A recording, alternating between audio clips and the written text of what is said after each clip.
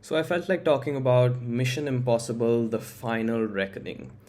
I think towards the lead up of this film, during the earlier part, I was really excited for this film, and I was looking forward to it being kind of like the early summer blockbuster that would really pull me in. But I think I was a little bit let down by the initial reactions for this film that came out.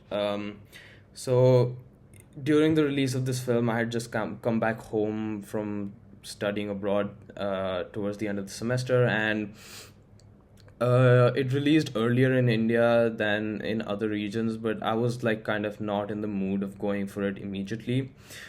And that increased further once I saw some of the reviews come out. People were kind of underwhelmed, and that kind of removed that initial air of excitement because I have felt that a lot of the times once I have read certain like not as excited reviews of a movie come out and I still go and watch it, sometimes that influences me in how I perceive the movie and makes me look at it more negatively in an initial impression than I would if I were to give it a fair chance having waited a little bit. So I went to watch the movie sometime later, like maybe a couple of weeks after the release had happened.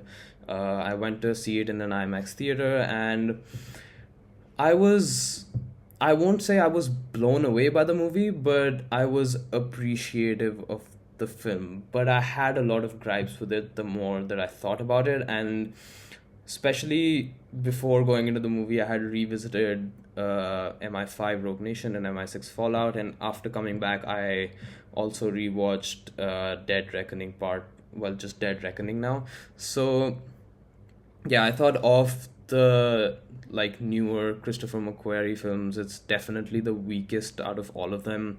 And even from the films before that, it is definitely weaker than Ghost Protocol. I think the only movie I can comfortably say that this was better than was Mission Impossible 2, which I think is the only movie in the series that is not good. I think all the other movies are definitely above like a 7 out of 10 and definitely serviceable and enjoyable at any point other than Mission Impossible 2, which I find to be somewhat insufferable, but that's besides the point. I think Mission Impossible Final Reckoning, first of all, while it does provide closure to kind of like the Dead Reckoning Part 1, Part 2 setup that they had initially set out for, it definitely didn't feel like the final reckoning. And I will be going into spoilers for this movie because I feel like to discuss my feelings of it, I need to kind of go into some of the plot details and talk about the things I liked and did not like. So there will be spoilers in this video. Yeah, I thought the ending left me greatly unsatisfied. I thought that was one of the major things that, because like even Tom Cruise has been going around saying that the name has final in it for a reason, and I really did not feel that by the end of the movie. It felt more like, even I feel like even the Dead Reckoning saga to an extent was not fully wrapped up with the USB drive of whatever the golden briefcase Pulp Fiction kind of thing that they have in the end with the entity trapped inside it. I thought it was like pretty lingering at the end. It definitely did not feel like the ending of this saga. And like I think, okay, let me start from the beginning, right? The good thing about this movie I felt was that in the first half I was definitely on board with the film. Now there was a couple of things that added to this. First of all, it's great to be back in an IMAX theater watching a Mission Impossible film, especially given the build up from the last film and how this was carrying through plot threads that we had already seen and made for a great movie in part 7. I thought that I was completely on board for the first half of the film. When I look at it in hindsight and I watched the other movies as well, there's definitely a distinct lack of action in the first half of the film that is quite apparent once you look back on it. But while I was in the moment watching the film, I was completely on board for all the setup that was happening, all the little tidbits of information that were being dropped on us, and kind of the different threads from the previous movie that was somewhat being brought back together and building up to that big heist, if you want to call it, of the Sevastopol, and then the final climax after that.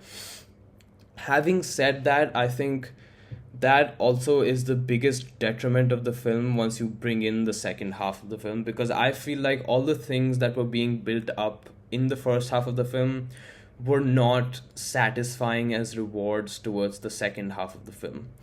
Now, most of the Christopher McQuarrie Mission Impossible movies have kind of a few MacGuffins going on throughout the entire film. Like, there are action sequences in the first film that kind of build up towards whatever the final climax is going to be, or the big plot of the final villain. In Mission Impossible Final Reckoning, I think the entire first half is dedicated only to the build up towards this one mission, which is going into the Sevastopol and retrieving the source code for the entity. And I feel like when that all of that build up is gone into a singular mission, and that mission does not fully live up to what you want, what like it does not fully live up to the impact that I wanted from that moment. And then after that, the final climax seems further tacked on to that kind of mission that everything had been building up to this point. It just feels like a very unfulfilling product by the end. I think the Sevastopol mission in itself, I thought, was very enthralling. It was almost scary to an extent, but it definitely went on for too long for me. I thought the stakes were extremely high when it started. It had that kind of sullen horror feel. It really conveyed that feeling of dread and kind of like lonesomeness that happens in deep sea, and we see in a lot of movies that focus on the deep sea. But for this movie to do it as well, was I was extremely happy with that. But then it kept tacking on these kind of things that were intended to increase the stakes further. But for me, it reached that certain threshold where the additions to me did not have that impact anymore, and it just felt like this sequence was being dragged on to an extent where they wanted us to feel that this is one of the money sequences of the film, and they wanted, by making it that long, I think I probably emerged from the mindset that all the setup needs to be paid off in a way that is satisfying. But for me, that added length made it that much less satisfying when it kept going on, and the stakes kind of felt like they diluted for me. The impact kind of diluted for me. One thing that I definitely can bookmark for this is when the submarine starts kind of rolling. And at the start, I think it is very enthralling. It is very stressful to see that happening on screen when the first slow roll happens, or the second one, and kind of how the missiles inside the submarine, or whatever you call them, they kind of start falling down, and Ethan is kind of having to struggle between them. That is definitely extremely stressful, and it puts you on the edge of your seat. But then, like, it rolls again, and then it rolls again, and then it continues to roll, and then it's just doing a pencil roll across the ocean floor. And then Ethan has to put himself into one of the turbine tunnels, and he has to, like, shoot himself out of it. And then after that, his suit gets torn because it gets stuck, and then he gets stuck in the propeller of the submarine, and then he is not wearing any protective layer near the North Pole, I don't know how deep in the sea, and he does not get any frostbite or anything like that, and he's just surviving through that. At that point, when reality is suspended to that extent, I feel like it becomes pointless, and the impact of the entire scene is diluted because of that. I feel like the stakes were already high enough. Like, the scene had suspended reality to an extent where it was believable, and it still made me think that this is a heroic task that Ethan is doing now. It feels like something that no one is supposed to come back from. But then it just keeps it taking that step further to the point where it just has no impact on me, and by the end of it, I'm just waiting for the sequence to end instead of holding my breath when Ethan is pulled out of the water and Grace kind of takes him into the decontamination or whatever that igloo thing was that they were carrying around. So that entire build up kind of lost its impact for me by the time we got to the end of the sequence. And then another big problem for me was the final kind of airplane chase sequence that was happening. The first thing that leads into this problem is that the final plan is way too convoluted. There are way too many moving parts that don't fit together very well, and it just feels like the movie is looking for tasks that all of these characters should be doing in this ending climax, because they've attached too many characters to the main team now and they don't have enough things for all of them to be doing. And so it just feels like very artificial kind of drama, and then the main plan was that they needed to get uh, the death pill that Luther had made to Gabriel so that he would attach it to the entity, and then he was kind of playing a part of the team the entire while. He wouldn't even know that it was happening.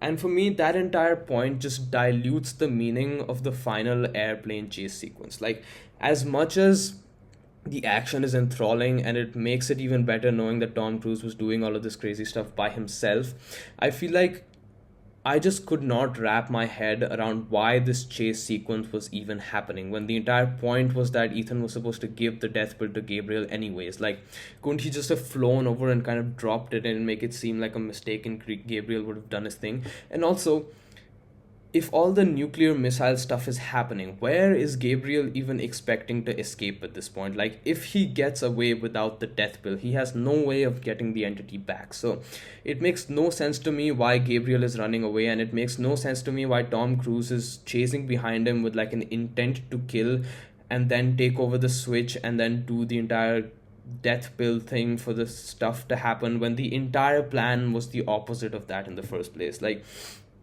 I feel like even when shit hit the fan and like stuff is supposed to be going wrong, it made no sense to me why this was happening. And if someone can explain it to me, I will gladly listen to it, and maybe rewatching the movie will make it make more sense to me. Maybe I'm just stupid, but to me that entire ending sequence just seemed completely pointless. And another like pet peeve of mine is when like the timer is ticking down and the movie pushes, like movies do this a lot where they like kind of push. Okay, let me rephrase. So there's two moving parts happening, right? There's Benji and the team who are down inside the kind of whatever death temple place that is with the massive servers, and then there's Ethan chasing Gabriel to attach the death pill to the Sevastopol source code thing so that both of them can do their thing, right? And there's a timer going on where Benji and all are, and Ethan has to do his thing before the time ends. It's like a common trope in Mission Impossible movies as well. We saw it in Fallout, specifically in part 6, that I remember very clearly. But I feel like because the entire scene is happening on the plane, and first of all, Gabriel is not a very captivating villain in the first place. And then Tom Cruise gets a hold of both the death pill and the entity source code. He's sitting in the plane. He can put them together just as well and then jump off, do his parachute thing, whatever. But he doesn't do it because there is still time left on the clock and they have to push it right to the end. He jumps off, he pulls the parachute, it doesn't happen, then he puts it together. Then he pulls another parachute, he puts the things together. On the very last second, Grace is able to pull the USB drive from the thing or whatever. And to me, it just feels like it's so manufactured to drive the point of drama and drive that on the edge of your seat kind of feeling. But I'm just feeling like, why couldn't this just have happened already? Why are we still here? Like, this should be over. And it's a very easy fix for me. Like, just shift the timer backwards and let him do it in the first place, rather than keep on adding on those layers of obstacles that he's crossing over and over again, and the time keeps dragging on until at the very last second it happens. Like, I am totally fine with it happening at the last second. Like, I am all for those kind of tropes and them how they push kind of you feeling stressful, but just cut it down. Like, it could have happened so much quicker and would have felt like it was earned. But by the end of it, I just felt like, why isn't this over yet? It's stupid. And as much as I want to appreciate this high budget action sequence that is happening in real life, and as much as I love that for cinema, I think it is kind of pointless, and that like kind of crushes my heart in the sense that I am not being able to love that because of these stupid, overly convoluted intricacies that did not need to be in the film. So yeah, those were a bunch of my common gripes, and then by the end of it, like, it does the same thing as every Mission Impossible movie before it does, where all the team members kind of head off in their own ways, giving each other like this knowing nod that leave as if they're leaving the audience out of some common joke that we don't understand. Like, I appreciate all of that, but I went into this movie expecting a lot more closure than it gave to me, and by to the extent where at the start of it, when Luther dies, again spoilers, but when Luther dies, I felt like, okay, this movie is going to deliver on the idea of it being the final reckoning, of it being the ultimate test for this team that has been together for so long. But by the end of it, when literally nothing else of substance happens except for the fact that they stop the entity, etc., and nuclear warfare and all of that stuff, like, the grand stakes of it definitely exist, but I feel like the movie fails in breaking that down to also adding those personal stakes for all of these characters that make this mission more important than anything else they've done before. And as such, by the end of it, I just feel like Luther's death was completely wasteful, and it was just to get us to care about the movie in the first half when it wasn't truly doing anything except for build up to the Sevastopol mission. So yeah, by the end, it just feels like another Mission Impossible movie, and it by no means feels like it is the final reckoning or the final movie in the series. I can definitely see this just coming back again, like in another couple of years, and like not batting an eye at that. And that to me is extremely disappointing because I feel like this is a series with so many good movies that deserves good closure. And I feel like even if Tom Cruise is apprehensive about ending the series and he wants to come back to it at some point, I feel like there were better ways of still closing off this movie to feel like it had a substantive end rather than feeling like they just chopped off the branch over there and said that, yeah, the final is in the name for a reason and all of those things. So by no means do I think this is a perfect movie. I think it's still a good movie. It's enjoyable, but it definitely ranks towards the lower end of my Mission Impossible preferences. Like, for me, it's still Fallout number one, probably Ghost Protocol number two, Dead Reckoning number three. And then after that, I would probably say like Mission Impossible 1 and Rogue Nation after that, maybe. And then like 3, then Final Reckoning, and then Mission Impossible 2 is just one of them I don't really like at all. But yeah, it's definitely a 7.5 out of 10 type of movie. I enjoyed my time at the theaters with it, but it left me feeling frustrated because of the things that it promised and because of the high kind of standard of quality that we've come to expect from Mission Impossible movies over the last 4 installments at least.